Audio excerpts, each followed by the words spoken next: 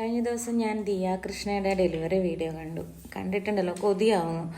അങ്ങനെയൊക്കെ ഒരു സാഹചര്യത്തിൽ പ്രസവിക്കാനും അങ്ങനെ ഒരു കുടുംബത്തിൽ ഒരു കുട്ടിയായി ജനിക്കാനും അങ്ങനെ ഒരു ഹോസ്പിറ്റലിൽ കിട്ടാനൊക്കെ എല്ലാവരും, ഞാനെന്നല്ല, എന്നെ പോലെയുള്ള എല്ലാ പെൺകുട്ടികളും, ഡെലിവറിക്ക് പോകുന്ന എല്ലാ പെൺകുട്ടികളും ആഗ്രഹിക്കുന്ന ഒരു മൊമെൻ്റാണ് ആ കുട്ടിക്ക് കിട്ടിയത്. ഞാനൊക്കെ 2 പ്രസവിച്ചു. ആദ്യത്തെ പ്രസവം എന്ന് പറഞ്ഞാൽ അത്ര വലിയ ഓർമ്മയൊന്നുമില്ല. പക്ഷെ രണ്ടാമത്തെ ഡെലിവറി എന്ന് പറഞ്ഞു കഴിഞ്ഞാൽ ഒരു സംഭവമായിരുന്നു എനിക്ക്. 9 മണിക്ക് ഡെലിവറി റൂമിലേക്ക് കയറി, ലേബർ റൂമിൽ കയറിയപ്പോൾ അവിടെ സി സെക്ഷൻ ആയിരുന്നു. അപ്പം നഴ്സുമാരൊക്കെ വന്നു നമുക്ക് സി സെക്ഷൻ ചെയ്യാനുള്ള കാര്യങ്ങളൊക്കെ ഒക്കെ ചെയ്യുന്നുണ്ട്. നന്നായിട്ടുണ്ട്. ആദ്യത്തെ ഒരു അരമണിക്കൂർ എന്ന് പറഞ്ഞു കഴിഞ്ഞാൽ ഒരു മണിക്കൂർ ഒരു പ്രശ്നങ്ങളൊന്നും ഉണ്ടായിരുന്നില്ല അതിൻ്റെ ഉള്ളിൽ. ഞാനും പിന്നെ വേറൊരു കുട്ടിയും കൂടി ഉണ്ടായിരുന്നു. 2 പേരായിരുന്നു. 2 ബെഡിൽ അവളും ഞാനും കൂടിയിട്ടായിരുന്നു കിടക്കുന്നത്. അവൾക്ക് ഫസ്റ്റ് സി സെക്ഷൻ, അത് കഴിഞ്ഞിട്ട് എനിക്ക്. അപ്പം നഴ്സുമാരൊക്കെ നല്ല ചിരിച്ച് കളിച്ച് നല്ല ഒരു നഴ്സ് എൻ്റെ അടുത്ത് നിന്നിട്ട് എന്നെ വർത്താനം പറയുക. കൊച്ച് പുതിയതാണ് ഹോസ്പിറ്റലിൽ ഏതെന്നോ ഒന്നും പറയുന്നില്ല, കാരണം എല്ലായിടത്തും ഇങ്ങനെ ആവണമെന്നില്ലല്ലോ. അപ്പം ഞാൻ എന്നിട്ട് എല്ലാവരും നല്ല ഇരിക്കുക. അതിൻ്റെ ഇടയ്ക്ക് പെട്ടെന്ന് ഒരു ഹെഡ് നേഴ്സ് കയറി വന്നു. ആ കൊച്ചിൻ്റെ അടുത്ത് വർത്താനം പറഞ്ഞ് നിൽക്കുന്നതിനൊക്കെ അവളെ നന്നായിട്ട് ശകാരിച്ചു. അവിടെ തന്നെ നിൽക്കല, പണി അതും ഇതല്ലേ ഇല്ലേ, അങ്ങനെ ഇങ്ങനെ. നിങ്ങൾ ആലോചിച്ച് നോക്കി, ഒരു ഡെലിവറി എന്ന് പറഞ്ഞാൽ ഒരു പെൺകുട്ടിയുടെ കാര്യത്തിൽ ഇത്ര ടെൻഷനുള്ള കാര്യമാണെന്ന് പറയാം. അതും സി സെക്ഷൻ എന്നൊക്കെ പറയുമ്പോൾ ശരിക്കും പറഞ്ഞു കഴിഞ്ഞാൽ ഞാൻ പറയാം, ഒരു പെൺകുട്ടീനെ സംബന്ധിച്ചിടത്തോളം ഒരു 50-50 ചാൻസ് തന്നെയാണ് സി സെക്ഷൻ എന്ന് പറയുന്നത്. ഒന്നുകിൽ 2 പേരും നല്ല ഇതിലൂടെ തിരിച്ചു വരിക, ഇല്ലെങ്കിൽ ഒരാൾ, ഇല്ലെങ്കിൽ 2 പേരും വന്നില്ല എന്നും വരാം. ഇങ്ങനെ ഒരുപാട് കാര്യങ്ങൾ നമുക്ക് നെഗറ്റീവായി ചിന്തിക്കാനും പോസിറ്റീവായി ചിന്തിക്കാനും ഉള്ള ഒരു പെൺകുട്ടിയുടെ ജീവിതത്തിൽ ഏറ്റവും പ്രധാനപ്പെട്ട ഒരു മൊമെൻ്റാണ് ഈ ഡെലിവറി എന്ന് പറയുന്നത്. അപ്പോൾ ഈ ഹെഡ് നേഴ്സ് വന്നിട്ട് ഇവരൊക്കെ വഴക്ക് പറഞ്ഞ്, പിന്നെ ആ ഹെഡ് നേഴ്സ് അവിടെ ഒരു കസേരയിലിരുന്നു. ഇവരൊക്കെ അവിടെ അങ്ങോട്ടും ഇങ്ങോട്ടും നടക്കുന്നു. നമ്മളോട് മിണ്ടുന്ന പോലുമില്ല, നമ്മളൊന്നും മൈൻഡ് ചെയ്യുന്നില്ല. നമ്മളൊരാവശ്യത്തിന് വേണ്ടി വരുന്നു.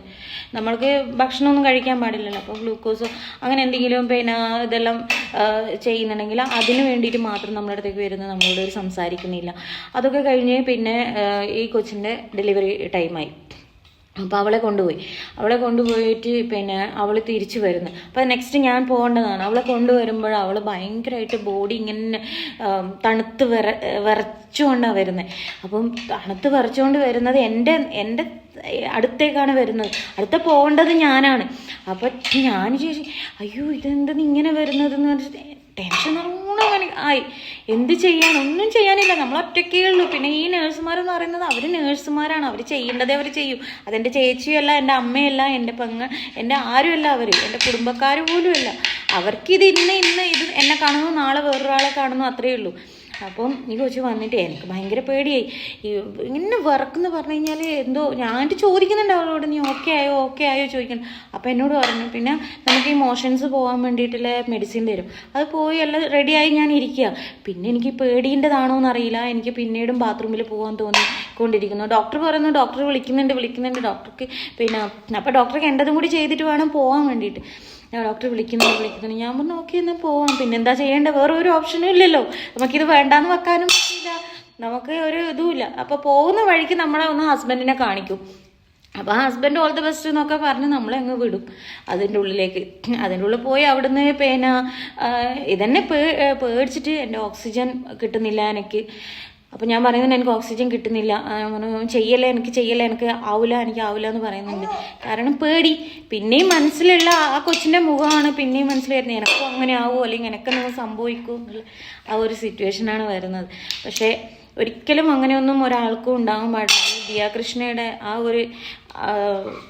അവൾക്കുണ്ടായിരുന്ന ആ ഒരു സാഹചര്യത്തിൽ തന്നെ ഒരു പെൺകുട്ടിയുടെ പ്രസവം നടക്കണം എന്നുള്ളതാണ് എൻ്റെ ഒരു അഭിപ്രായം. കാരണം എന്ത് പറഞ്ഞാലും അവൾ കുറേ വേദന അനുഭവിച്ചിട്ടുണ്ടാകുമായിരിക്കും, പക്ഷെ എന്നാലും അവളുടെ ചുറ്റും ഇവരൊക്കെ ഉണ്ട്, അവൾക്കൊരു ധൈര്യമുണ്ട്. ആ വേദന എന്തായാലും ഉണ്ടാകുന്നതാണ്, പക്ഷെ അവളുടെ മനസ്സിന് ഒരു വേദനയും ഉണ്ടായിട്ടുണ്ടാവില്ല, ഒന്നും ഉണ്ടായില്ല. അവൾ ഹാപ്പി ആയിരിക്കും, മനസ്സുകൊണ്ട് അവൾ ഹാപ്പി ആയിരിക്കുന്ന ഒരു മൊമെൻ്റാണ് അവൾക്ക് കിട്ടിയത്.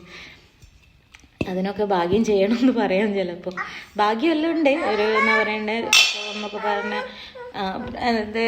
പറഞ്ഞ ഭാഗ്യമുണ്ട്. പക്ഷെ ആ ഒരു സാഹചര്യം അതൊരു ഭാഗ്യം തന്നെയാണ്.